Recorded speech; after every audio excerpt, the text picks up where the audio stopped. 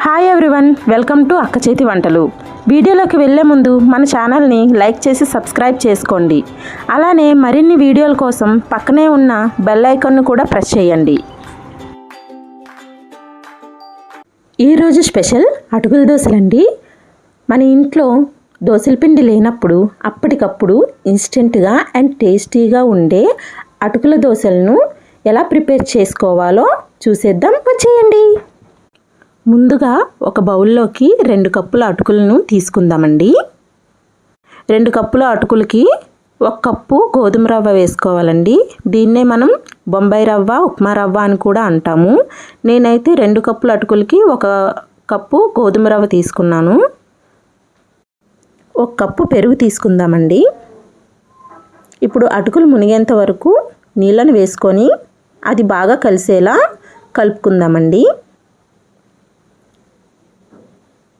ఇలా బాగా మిక్స్ చేసుకున్న తర్వాత ఈ బౌల్పై ఒక మూత పెట్టుకొని ఒక 10 నిమిషాలు పక్కన పెట్టుకొని నానబెట్టుకుందాం. ఇలా 10 నిమిషాల తర్వాత మూత తీసి చూద్దామండి. చాలా బాగా నానింది.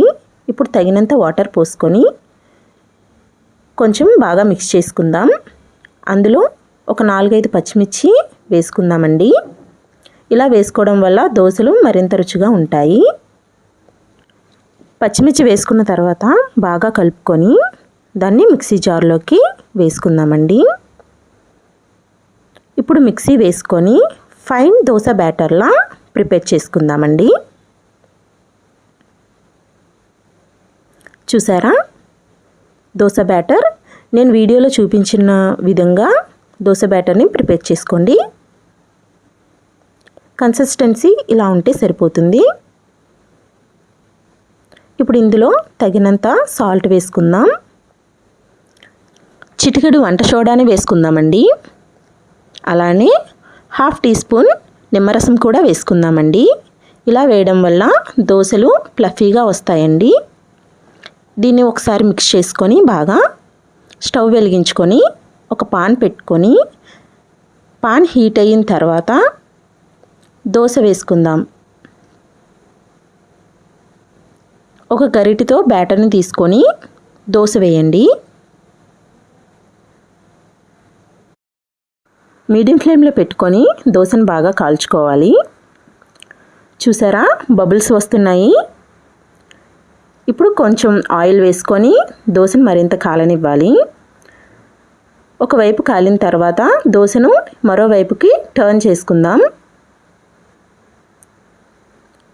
రెండో సైడ్ కూడా కాలిన తర్వాత దోశను తీసి ఒక ప్లేట్లో సర్వ్ చేసుకుందాం. ఇలానే దోశలన్నిటినీ వేసుకుందాం.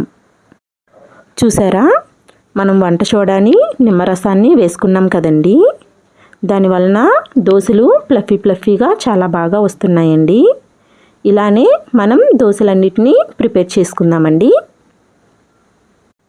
ఈ దోశల్ని పల్లి చట్నీతో కానీ, అల్లం చట్నీతో కానీ, టొమాటో చట్నీతో కానీ సర్వ్ చేసుకుంటే చాలా రుచిగా ఉంటాయండి. మేమైతే అల్లం చట్నీతో సర్వ్ చేసుకున్నామండి. చాలా రుచిగా ఉన్నాయండి. మీరు కూడా ఒకసారి ట్రై చేయండి. ఈ దోశలు ఎలా వచ్చాయో మాకు కమెంట్లో చెప్పండి. మళ్ళీ వీడియోలో కలుద్దాం. Bye bye. ఇలాంటి మరిన్ని వీడియోల కోసం మన అక్క చేతి వంటలు ఛానల్ని సబ్స్క్రైబ్ చేసుకోండి. లైక్ చేసి, షేర్ చేసి, కమెంట్ చేయండి. మళ్ళీ ఇంకో వీడియోలో కలుద్దాం. Bye bye.